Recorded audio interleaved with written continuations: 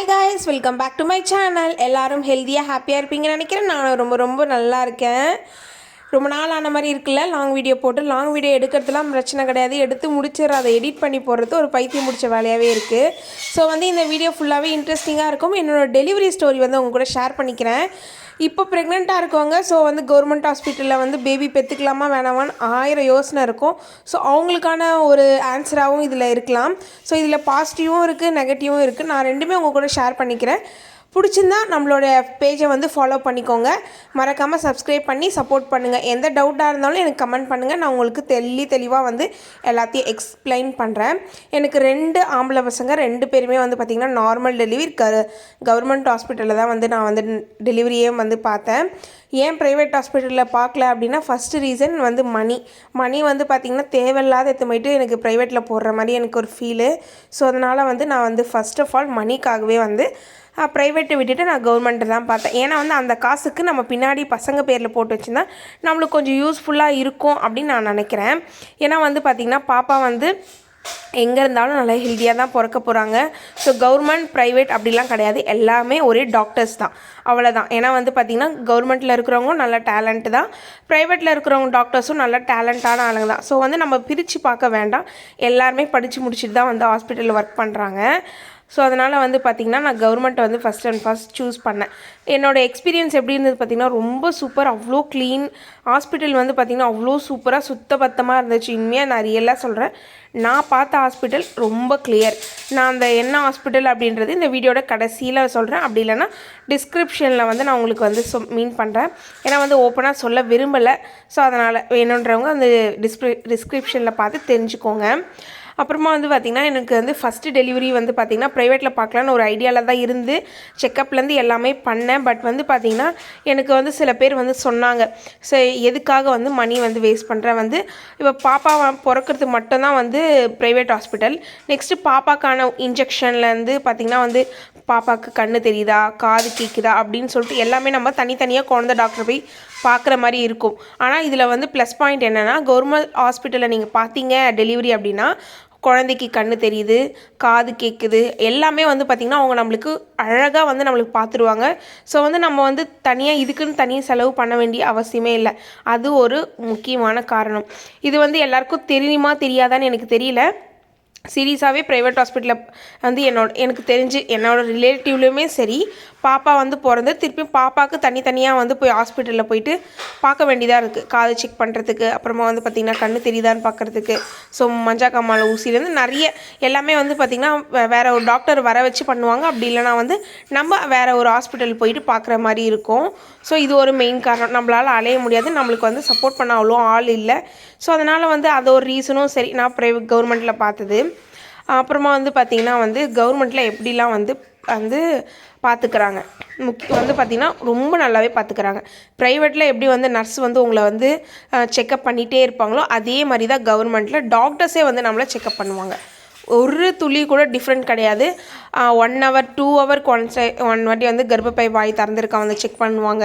அதுக்கப்புறமா குழந்தையோட அசைவு, ஹார்ட் பீட்லாம் இருக்கான்னு சொல்லிட்டு செக் பண்ணிகிட்டே இருப்பாங்க. நாங்களும் பார்த்திங்கன்னா நான் உண்மையாக சொல்கிறேன், நான் இது 100% சொல்கிறேன், உண்மையாக அவ்வளோ சூப்பராக பார்த்துக்கிட்டாங்க. செக்கப் பண்ணுறதுலேருந்தும் சரி, கவனிக்கிறதுலேருந்தும் சரி எல்லாமே சூப்பராக பண்ணுவாங்க.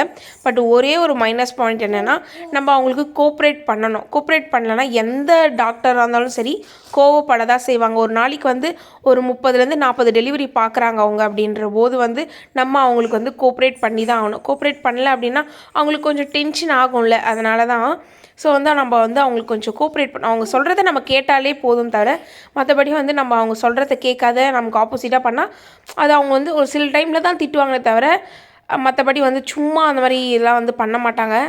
எனக்கு தெரிஞ்சு நான் இது வரைக்கும் திட்டு வாங்குறது கிடையாது. நான் அவங்க சொன்னதெல்லாம் பக்காவாக பண்ணி டெலிவரி பண்ணி சூப்பராக வீட்டுக்கு சேர்ந்தாச்சு. நெக்ஸ்ட்டு மைனஸ் பாயிண்ட் என்னென்னு பார்த்தீங்கன்னா ரெஸ்ட் ரூம் பார்த்திங்கன்னா அவ்வளோ க்ளீனாக இருக்குமா அப்படின்னு சொல்கிறதோட ஒரு 50லேருந்து 60% க்ளீனாக இருக்கும்னு நான் சொல்லுவேன். ஏன்னா அங்கே எல்லாருமே யூஸ் பண்ணுறாங்க. நம்ம யாரையுமே எதுவும் கூட சொல்ல முடியாது. ஆனால் வந்து பார்த்திங்கன்னா ஒரு நாளைக்கு 3 வாட்டி பாத்ரூமை க்ளீன் பண்ணிகிட்ருக்காங்க. ஷிஃப்ட்டுக்கு போகும்போது ஒருத்தர் க்ளீன் பண்ணிட்டு போவாங்க, திருப்பி ஷிஃப்ட்டுக்கு வரவங்களும் வந்து க்ளீன் பண்ணுவாங்க. ஸோ வந்து 3 ஷிஃப்ட்டு பார்க்குறவங்க அழகாக வந்து அவ்வளோ க்ளீனாக தான் வச்சுப்பாங்க.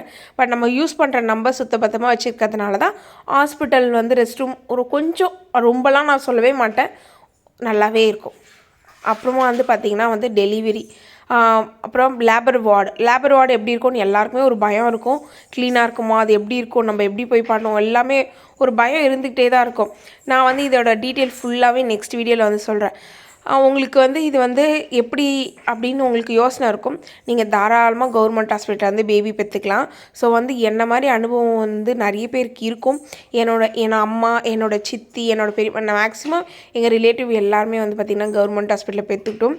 ஸோ அந்த தைரியத்தில் நானும் போனேன். எனக்கும் நல்லபடியாக 2 சுகப்பிரசவத்தோடு தான் நான் வீடு வந்து சேர்ந்துருக்கேன். சரி, இதோட டீட்டெயில் வேறு என்ன வேணும் அப்படின்னா நான் வந்து எனக்கு கமெண்ட் பண்ணுங்கள். நான் நெக்ஸ்ட் ஒரு வீடியோவில் உங்கள் கூட வந்து ஷேர் பண்ணிக்கிறேன். வீட்டில் கொஞ்சம் வேலைங்கள்லாம் இருந்துச்சு, அந்த வேலையும் வந்து பார்த்துட்டு இருந்தேன். காலையில் பிரேக்ஃபாஸ்ட்டுக்கு வந்து பார்த்திங்கன்னா தோசை கூட வந்து குருமா வச்சு காலையில் எடுத்துக்கிட்டேன்.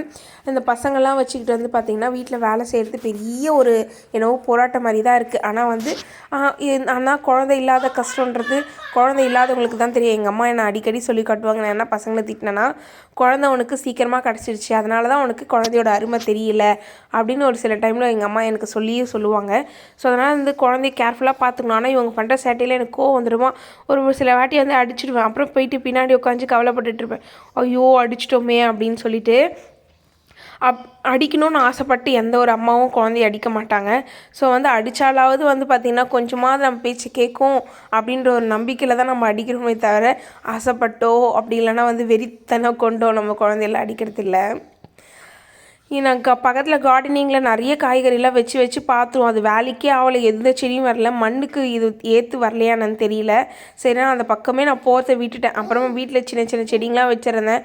அதில் 1 2 3 செடி இருந்தது, அதெல்லாமே எடுத்து போட்டுட்டேன். இந்த சில்லி விதை அப்படின்னு சொல்லுவாங்களே, சின்னதாக விதைங்க, அது நிறைய இருந்தது. ஸோ அதெல்லாம் பிடுங்கி போட்டுட்டு இந்த புதினா நேற்று வாங்கிட்டு வந்திருந்தேன். அந்த புதினா இலெல்லாம் கிள்ளி வச்சுட்டு அதோட தண்டு சும்மா தானே இருக்குது அதுன்ட்டு ஸோ அதை வந்து இந்த செடியில் நட்டுடலான்னு சொல்லிட்டு அதை நட்டுட்டு இருந்தேன். இந்த மணி பிளான்ட் பார்த்திங்கன்னா நல்லா தொங்கி கீழே வந்துருச்சு. ஸோ இதுக்கு மேலே வந்து பார்த்திங்கன்னா கொடியாக ஏற்றி விட்டோன்னா அழகாக கொடியாக போகும். அம்மா வந்து சொன்னாங்க, நல்லா வந்து கயிறு விட்டு கட்டி விட்டு அழகாக மேலே ஏறும், எதுக்கு இப்படியே தொங்க விட்டுட்ருக்க அப்படின்னாங்க. சரி, அந்த வேலையும் கையோடு முடிச்சிட்டேன். நான் தனியாக இருந்தேன்னா இந்த மாதிரி வேலைலாம் சத்தியமாக செய்யவே மாட்டேன். அம்மா இருக்கும் போது மட்டும்தான் இந்த பக்கம்லாம் வருவேன். கொஞ்ச நேரம் இனியும் கூட அவனோட வண்டியை ஓட்டிகிட்டே இருந்தேன், வந்து பிடுங்கிட்டான். இது அவன் குழந்தையாக இருக்கும் போது அவங்க தாத்தா பாட்டி இவனுக்காக வந்து செஞ்சு கொடுத்த வண்டி. இது இப்போ மித்ரனுக்கு யூஸ் ஆகுது. கிட்டத்தட்ட 5 வருஷமாக இந்த வண்டியை வந்து பாதுகாத்து வச்சிட்ருக்கேன். ஓகே, நம்ம வீடியோட கடைசி எண்டுக்கு வந்து வந்தாச்சுன்னு நினைக்கிறேன். என்னோடய வீடியோ பிடிச்சிருந்தா சப்ஸ்கிரைப் பண்ணி சப்போர்ட் பண்ணுங்கள். எந்த ஒரு டவுட்டாக இருந்தாலுமே எனக்கு வந்து கமெண்ட் பண்ணுங்கள். அவ்வளோதான், இந்த வீடியோவுக்கு நம்ம வந்து முற்றுப்புள்ளி வச்சிடலாம். எல்லாருக்கும் வந்து ரொம்ப தேங்க்ஸ் இந்த வீடியோ ஃபுல் அண்ட் ஃபுல் பார்த்ததுக்கு. நாளைக்கு இன்னொரு வீடியோவில் பார்க்கலாம். அது வரைக்கும் பாய்.